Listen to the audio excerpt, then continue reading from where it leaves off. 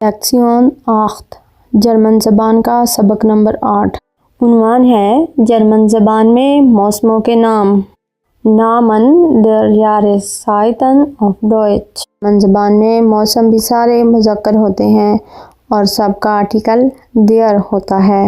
German زبان میں موسم کو die Jahreszeit کہتے ہیں اور اس کی جمع شکل die Jahreszeiten ہوتی ہے۔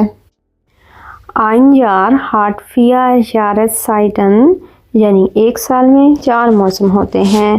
پہلا موسم ہوتا ہے Frühling، دوسرا Sommer، تیسرا Herbst اور چوتھا Winter۔ یعنی die 4 Jahreszeiten کی تلفظ کچھ یوں ہے: der Frühling موسم بہار، der Sommer موسم گرما، der Herbst موسم خزاں، der Winter موسم سرما۔ ایک مثال ہے Ich mache am liebsten im Winterurlaub, denn ich liebe den Schnee۔ موسموں کے ناموں کے ساتھ بھی پریپوزیشن یعنی حرف جار im کا استعمال کیا جاتا ہے۔ Zum Beispiel im Winter، im Sommer oder im Frühling۔